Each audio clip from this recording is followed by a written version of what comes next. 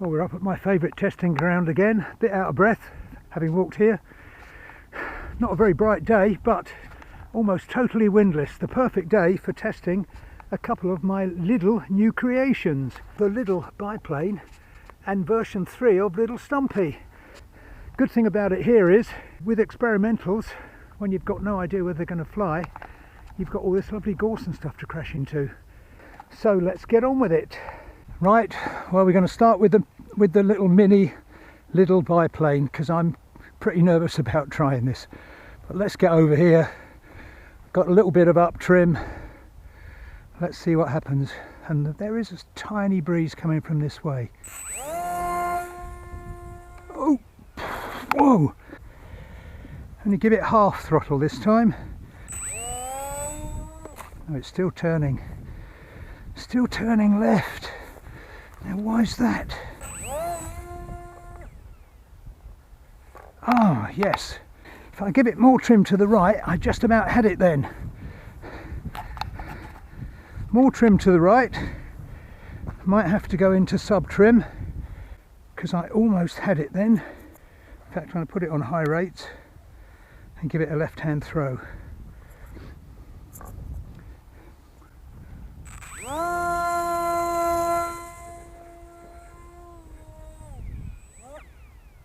Oh, I don't know what went wrong there, but for a moment, seems to me it's a thrust problem because once I shut the throttle, it was okay. Let's give it a throw with no power.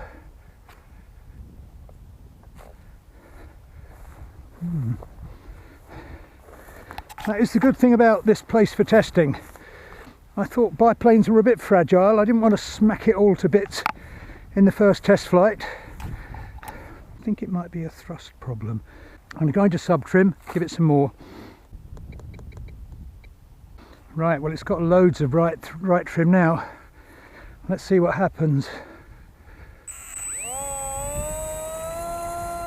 2/3 throttle.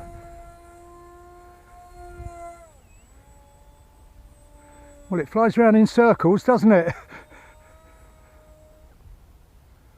Flies around in circles, but when I shut the throttle it glides okay. So I think that's a good indication that it's a thrust problem. It's got virtually zero. Once I shut the throttle there it glided. Okay, glided. So I think that was quite encouraging anyway. I think it has potential. I'm going to give it one more go with a bit more trim to the right because I'd like to see it fly. Go into sub trim, give it a bit more trim. Right, let's give it another go. Loads of right trim.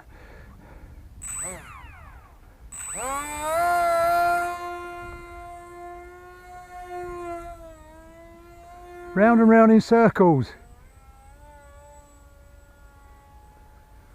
Well, look at that. How about that? I've got a biplane that goes round in circles and it bounces well. Right, well, I'm going to call it a day with this one. Got a broken prop, I've got others there, but it obviously needs some attention as far as thrust goes. So I'm going to give this a quick throw. I've got flat battery in this camera and the spare I bought was also flat, so my planning was absolutely useless today. So let's get on and do that. Okay, so Stumpy version 2, version 3, version 4. Give it a quick go. Wind's actually picking up. Right, well, this is a mini Lidl fuselage and a big Lidl wing. Let's see what happens with this. At least it's got a bit of right thrust on it. Into the ground. Give it some up trim. Did wonder if this had a big enough motor on it. I think it might need an 1106. So give it another go.